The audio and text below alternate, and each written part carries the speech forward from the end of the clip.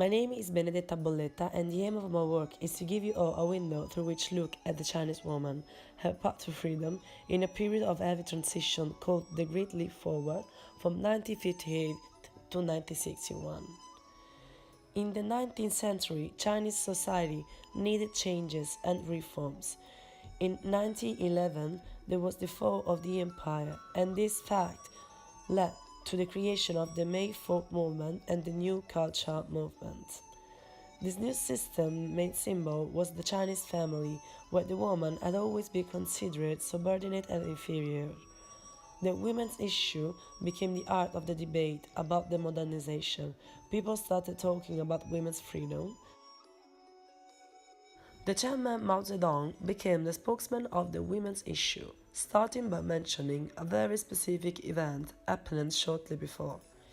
Miss Zhao cut her own throat along the bridal season out of desperation because she had to marry a man she didn't even know.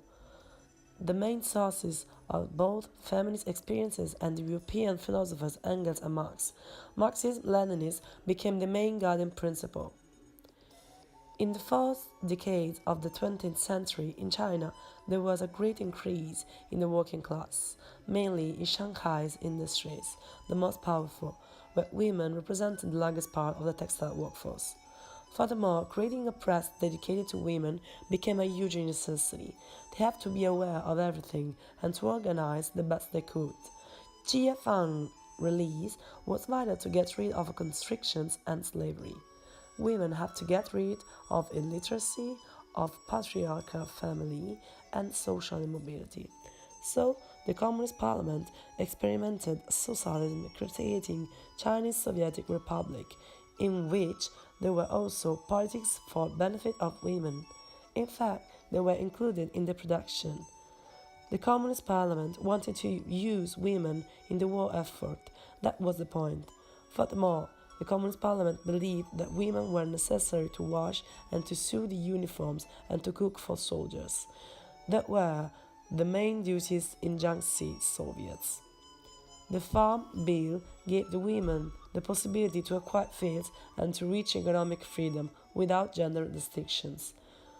The Labor Act let women to earn the same as men, and about the marriage code, a provisional regulation prohibited arranged marriage and permitted the power to divorce. In the Code of 1934, there were two innovations: military divorce, which meant that women who did not receive news from the husband after 2 years and in areas where the communication was easy could ask for divorce, and de facto unions, which stated that couples who cohabitated were considered married.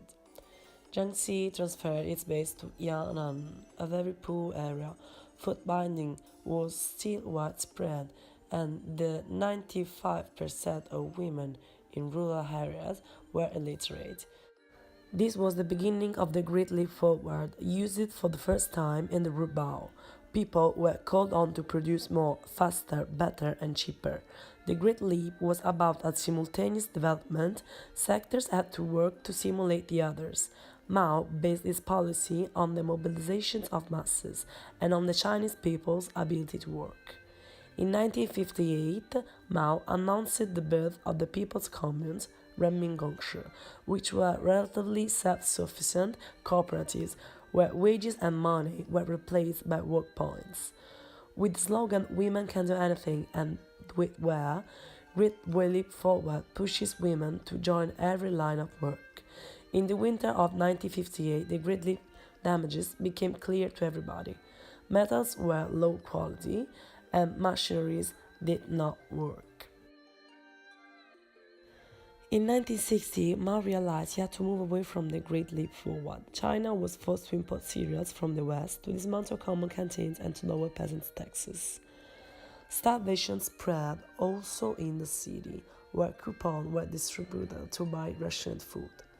If, according to the All China's Women Federation, during the 50s, women, even if they didn't find job, they could show their value by doing well in domestic jobs. During the Great Leap, the women plays an important role in the industrial and working sector. However, she stays in the shadow. Marriage was the only relationship permitted, and women did not know anything about contraception. Then, in 1958, the Communist Parliament introduced the five changes, 互化. Meals had to be eaten in the canteens. Dresses had to be made up in new factories thanks to professional sewing machines. Birth had to take place in appropriate birthing centers.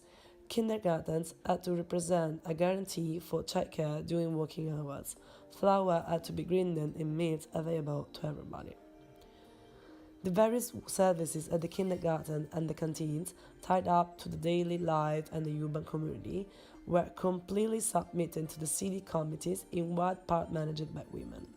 A division of the traditional job does not allow, however, to reach indeed a real emancipation of the female figure from those assignments of her competence. The woman tries to grab on the past and present models of emulation, but she does not succeed in escaping from cage that has been built for her for decades. It's too late to try to recover the values by now lost. The family nucleus had been destroyed by the collectivization. This distant Fang hides an utopia and a lie. In 1959-61, famine caused about 30 million deaths. China was not able to protect the safety of the citizens, to guarantee food and hygiene. The population starved, and in some cases not so uncommon, there were episodes of cannibalism. Hygiene was so scarce to compromise the majority of the births. The desperation in many cases forced women to sell their own body. The woman was not free. She had a place in the work and industry world, but just because she was a key piece in the production process. During these years, in fact, a lot of contradictions emerged, concerning particularly the guardianship of the health of the female workforce, the education, as well as the women's role in the domestic sphere. Anyway, women had always assignments related to the traditional role of wives and mothers. What I've been trying to show you is that the great leap forward did not lead to women's liberation. In that moment, there was still a lot of job to do to reach an effective gender equality. Yesterday, like today, it's just never hands struggling for equality.